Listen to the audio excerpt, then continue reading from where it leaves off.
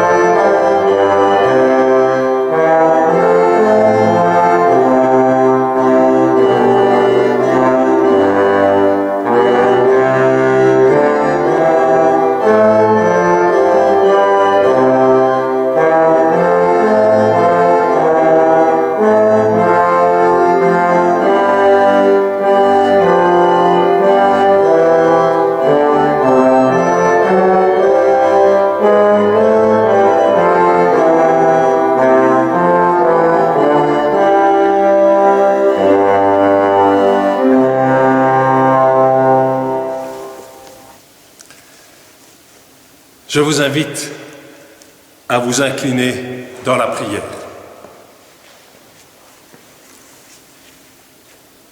Père, ces semaines-ci, nous cheminons vers Noël. Nous sommes entrés dans le temps de l'Avent, mais cette année sera un peu différente des autres années. Cette année, nous sommes confrontés à une situation inédite. Face à cette pandémie et au confinement, au concept de bulle sociale, aux restrictions de rencontres et de mouvements, c'est l'apprentissage de nos fragilités, de nos limites et de l'importance vitale d'être capable de nous projeter dans une approche solidaire, tournée vers le bien-être et la sécurité des autres, que nous sommes invités à faire nôtre. Cette année, ce sera donc plus qu'une aimable routine faite de stress et de courses effrénées face aux préparatifs à mettre en place, à l'organisation des agendas familiaux, de visites à rendre aux uns et aux autres, à la course contre le temps à trouver pour faire ses achats et cadeaux de dernière minute, et les répétitions et préparations de la fête communautaire. Cette année, nous sommes invités à découvrir ou redécouvrir le sens de l'attente, du cheminement,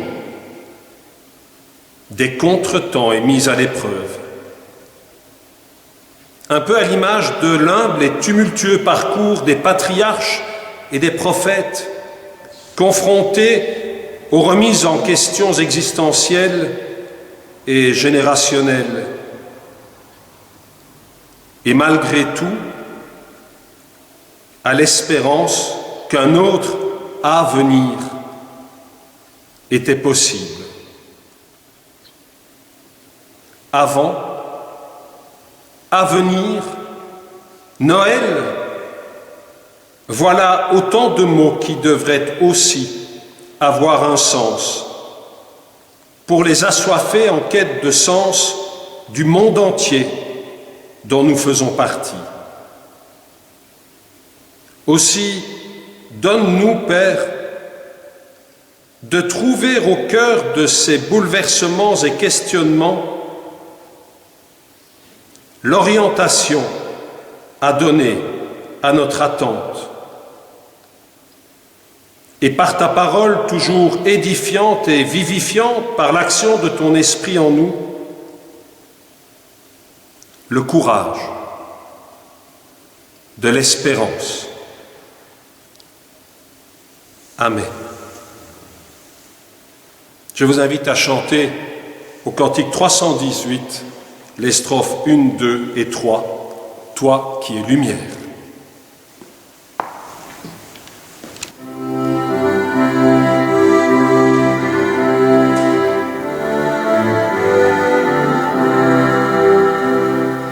Oh,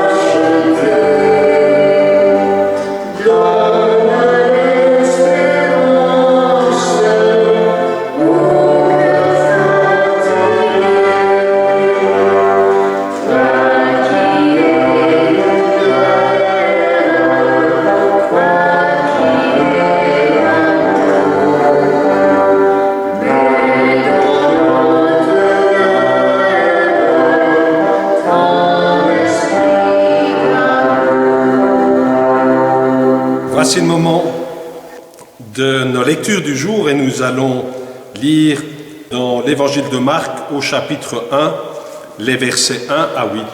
Et c'est Myriam qui nous conduit dans cette lecture. Voici le commencement de l'évangile de Jésus-Christ, Fils de Dieu, conformément à ce qui est écrit dans les prophètes. Voici, j'envoie mon messager devant toi pour te préparer le chemin. C'est la voix de celui qui crie dans le désert, « Préparez le chemin du Seigneur, rendez ses sentiers droits. » Jean parut. Il baptisait dans le désert et prêchait le baptême de repentance pour le pardon des péchés. Toute la région de Judée et tous les habitants de Jérusalem se rendaient vers lui. Reconnaissant publiquement leurs péchés, ils se faisaient baptiser par lui dans l'eau du Jourdain. Jean portait un vêtement en poil de chameau et une ceinture de cuir autour de la taille. Il se nourrissait de sauterelles et de miel sauvage. Il proclamait « Après moi vient celui qui est plus puissant que moi, et je ne suis pas digne de me baisser pour détacher la courroie de ses sandales. Moi, je vous ai baptisé d'eau, lui, il vous baptisera du Saint-Esprit. »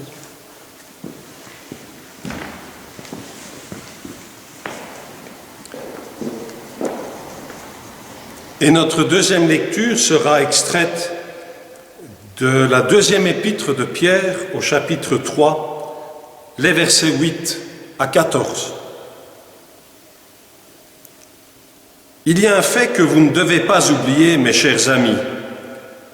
C'est que pour le Seigneur, un jour est comme 1000 ans, et 1000 ans sont comme un jour.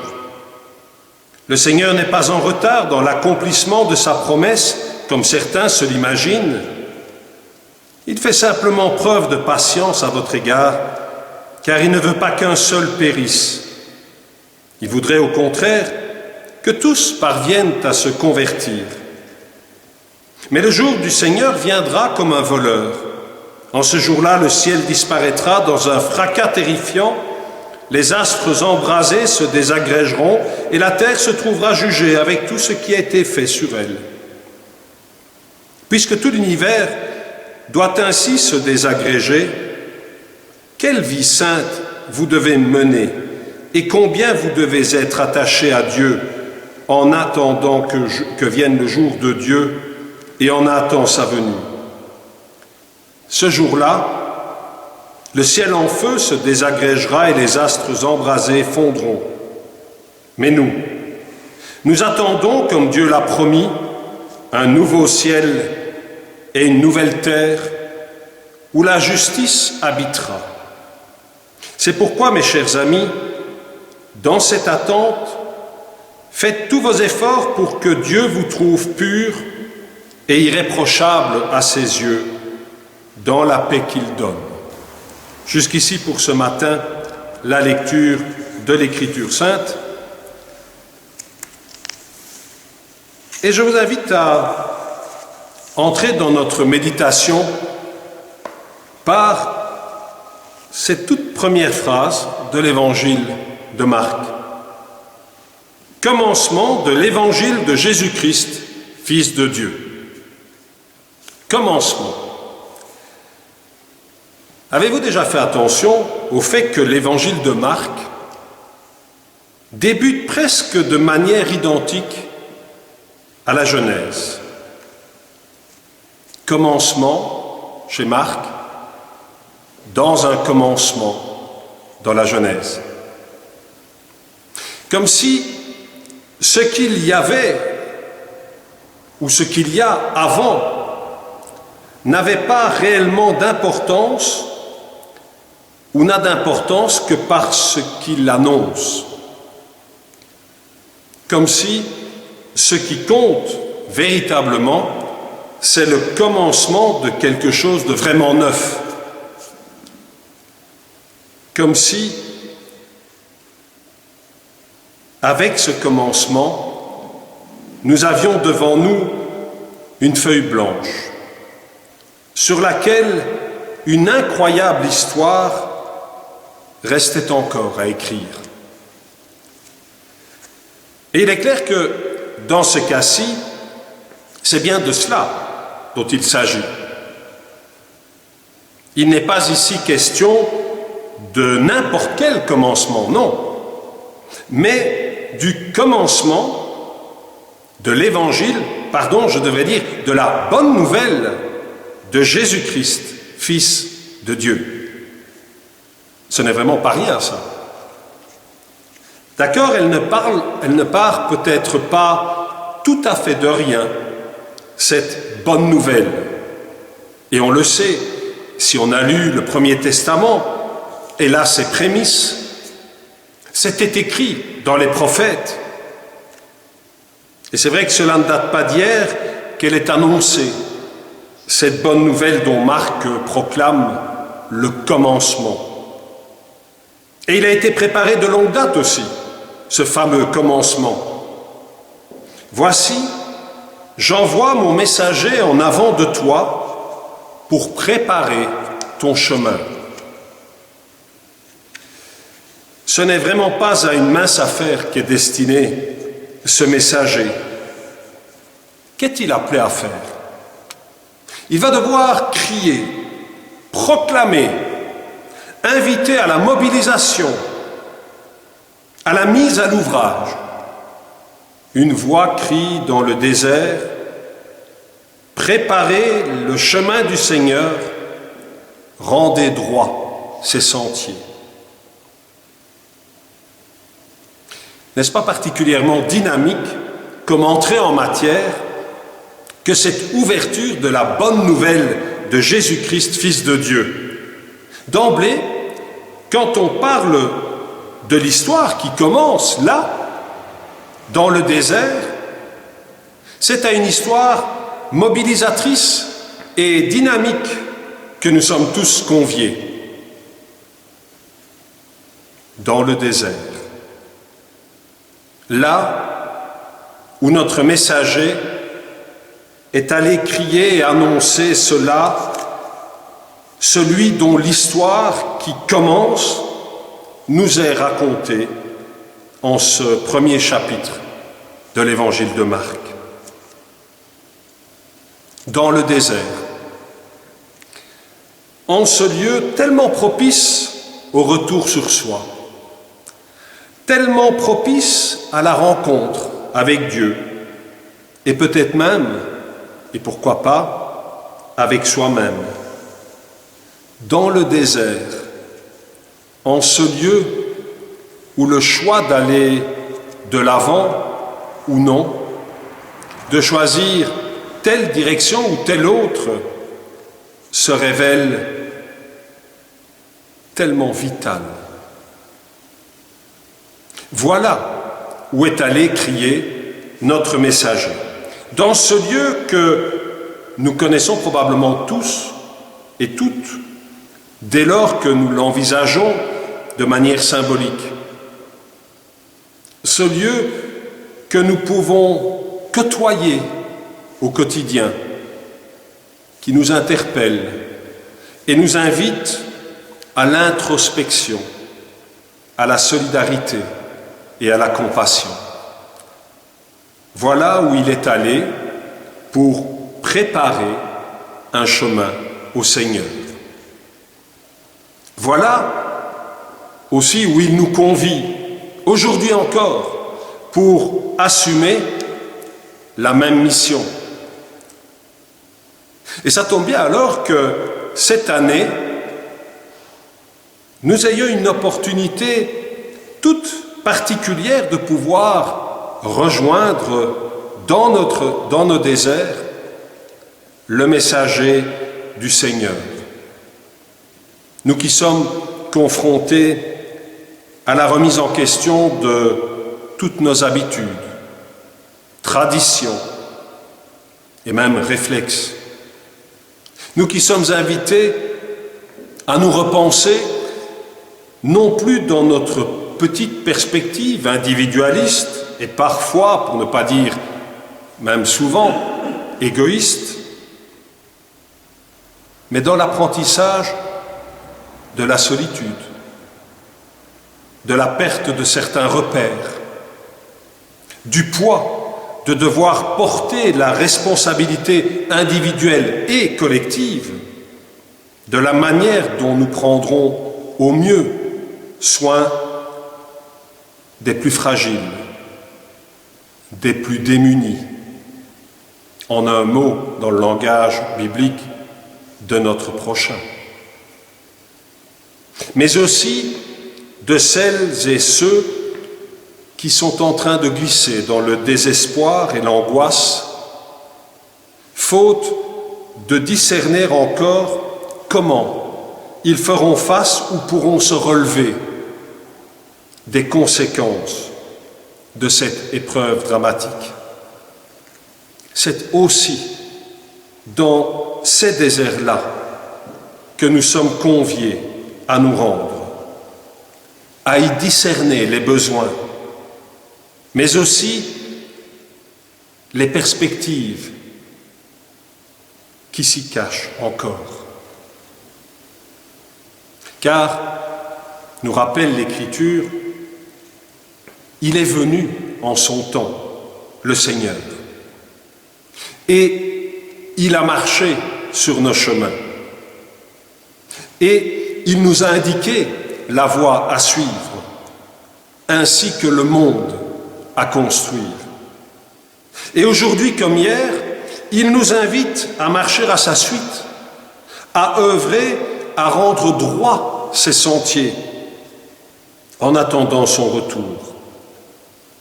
Parce qu'aujourd'hui comme hier, il nous invite à construire avec lui ce ciel nouveau et cette terre nouvelle où la justice habitera, comme affirme la deuxième épître de Pierre.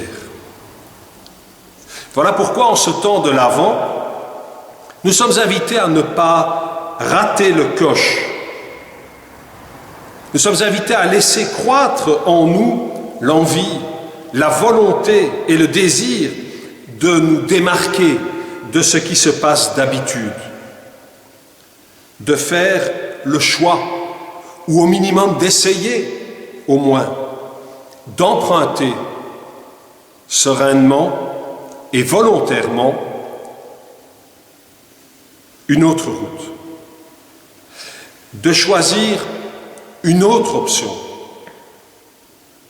Acceptons de nous laisser dévoyer de nos habitudes et pratiques traditionnelles pour nous laisser surprendre par quelque chose de différent et de renouvelé. Parce qu'en ce temps de l'Avent, ce qui nous est offert, c'est de nous poser ou de nous reposer la question de savoir dans quelle mesure nous sommes prêts à prendre le temps de faire halte, pour nous recentrer et surtout pour retrouver le sens de l'essentiel. Demain, nous préparerons les fêtes. Peut-être avez-vous déjà commencé à décorer vos maisons, et j'espère que vous le faites, car la période le justifie. Pareil à bon nombre de nos contemporains, nous serons attentifs à ce qui nous reste comme possibilité d'organiser, malgré tout, quelque chose autour de la fête. Mais ne nous y trompons pas. Si nous voulons fêter Noël d'une manière fidèle à l'enseignement du Christ, c'est à la manière dont nous y inclurons le sens profond de ce que le Seigneur entend nous y voir assumer dans la foi, dans l'amour et dans l'espérance, qu'à l'instar des premiers auditeurs de l'épître de Pierre, nous pourrons dire, nous attendons, comme Dieu l'a promis, un nouveau ciel et une nouvelle terre où la justice habitera. Et sans nous lasser, nous continuerons à faire tous nos efforts pour que Dieu nous trouve purs et irréprochables à ses yeux. dans la paix qu'il donne. Alors, je vous souhaite toujours un bon temps de l'Avent. Amen. Je vous invite à la prière d'intercession. Et je le fais avec cette prière préparée par l'Action des chrétiens pour l'abolition de la torture en vue de la Journée internationale des droits humains, jeudi. Notre Dieu, notre Père, nous nous tournons vers toi pour te confier notre monde et tous les habitants de la terre. En ce temps d'incertitude, nous te prions pour ceux qui veillent sur notre société, pour celles et ceux qui ont la charge de gouverner au plan local, régional ou national. Donne-leur sagesse et discernement au moment où notre action est traversée plus que jamais d'aspirations contradictoires. Inspire leurs décisions, garde-les, garde-nous unis et solidaires face aux dangers qui assombrissent l'horizon. En ces jours où l'inquiétude reste grande face à l'épidémie et aux souffrances qu'elle engendre, renouvelle les forces de ceux qui écoutent et qui soignent. Nous te prions pour les familles touchées par la maladie ou par le deuil, pour ceux et celles qui, dans notre pays et ailleurs, voient leur travail perturbé ou menacé, pour celles et ceux qui sont victimes de désordres économiques. Protège-nous des emballements et des peurs irrationnelles qui nous feraient oublier tant d'autres souffrances à consoler et à faire reculer. Nous te prions particulièrement pour celles et ceux dont les droits humains ne sont pas respectés, celles et ceux qui subissent des privations de liberté, des traitements cruels, inhumains ou dégradants. Nous te prions aussi pour tous les défenseurs de l'environnement qui s'engagent pour la défense de notre maison commune. Fortifie-les, soutiens-les, inspire-les, que leur engagement et les risques qu'ils prennent soient un exemple pour notre propre action ici. Nous te prions pour les responsables politiques chargés de mettre en œuvre des politiques de gestion durable des ressources de l'environnement. Que leurs actions s'inscrivent dans une vision à long terme et ne soient pas dictées par des considérations politiciennes de profit immédiat. Nous te prions pour nos différentes églises, qu'elles soient fidèles, courageuses et solidaires. Donne-leur la liberté, l'audace, le courage de proclamer publiquement en parole et en acte ta parole d'amour, de justice et de paix. Seigneur, nous tous rassemblés, quelques-uns ici dans le temple, beaucoup d'autres devant leur ordinateur, devant leur portable, que ce soit dans leur domicile, que ce soit peut-être à l'étranger, en Italie, en France, en Espagne ou ailleurs, tous ensemble, nous te prions. Élargis, Seigneur, l'espace de nos vies et de notre prière aux dimensions du monde, afin de pouvoir accueillir ce qui survient sur nos chemins, chanter avec ceux qui rient, pleurer avec ceux qui souffrent, songer avec ceux qui rêvent, crier avec ceux qui protestent, agir avec ceux qui transforment, dire oui avec ceux qui construisent, dire non avec ceux qui résistent. En ce temps de l'Avent et de l'attente en Jésus, nous t'en prions. Comme nous le rappelons dimanche après dimanche, à ce moment-ci, nous avons traditionnellement notre offrande qui est récoltée, qui est recueillie. Et en cette période de confinement, plus que jamais, notre Église a besoin de notre solidarité. Si vous souhaitez faire un geste d'offrande pour soutenir son ministère, vous pouvez effectuer un virement sur le compte de la communauté qui va apparaître sur votre écran. Notre culte touche déjà à sa fin. Nous sommes envoyés joyeux, sereins, porteurs d'espérance aussi, vers une introspection, mais aussi vers de l'action, des gestes à porter, des attentions à préparer. Autant de choses qui nous permettront en tout cas d'aplanir et de rendre droit les chemins du Seigneur. Alors, nous allons nous quitter. Le Seigneur vous accompagne toutes et tous sur la voie de l'espérance qu'il a entr'ouverte pour vous et pour tous les hommes. Allons donc dans sa paix. Amen.